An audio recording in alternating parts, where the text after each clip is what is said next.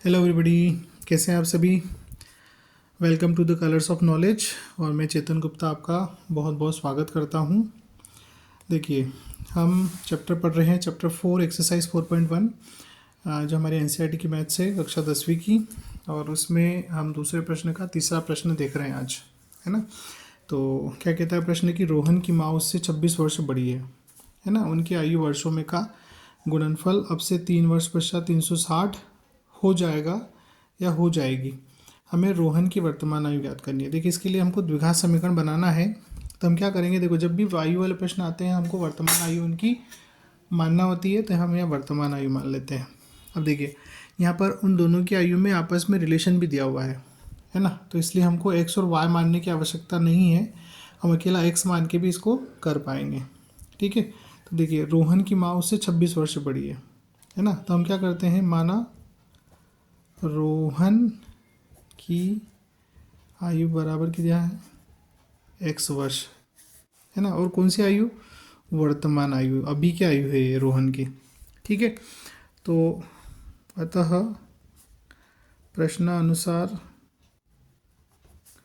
रोहन की माँ की वर्तमान आयु कितनी हो जाएगी, बराबर एक्स प्लस 26 वर्ष। ये कहा ना उसने कि रोहन की माँ उससे 26 साल बड़ी है। अब आगे देखिए, प्रश्न क्या कह रहा है आगे कि अब से 3 साल बाद उनकी आयु का गुणनफल 360 हो जाएगा, है ना। तो पहले हमको क्या लिखना पड़ेगा, माना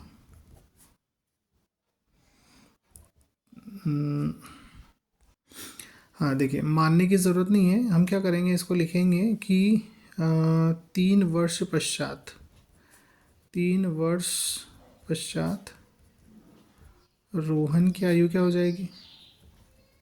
देखिए, अभी रोहन की आयु एक्स वर्ष है, तो 3 साल बाद इसमें 3 साल और जुड़ जाएंगे। ठीक है। इसी प्रकार रोहन की जो माताजी हैं, 3 वर्ष पश्चात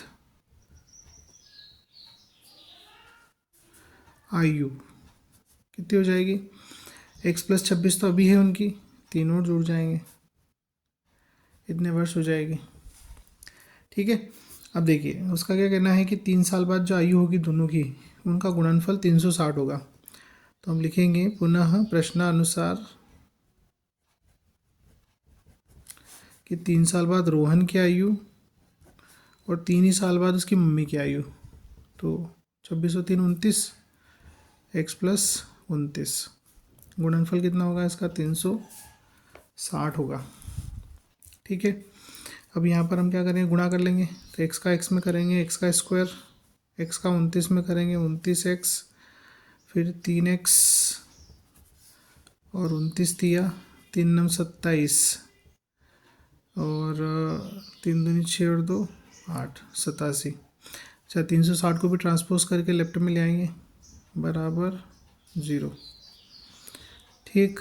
तो एक्स का स्क्वायर 29 और 3 कितना हो गया, 32x, और ये घटाएंगे आप आपस में, 360 और 87, ये पॉजिटिव है नेगेटिव है, तो घटाएंगे तो 10 में से 7 जाएंगे तो बचेंगे 3।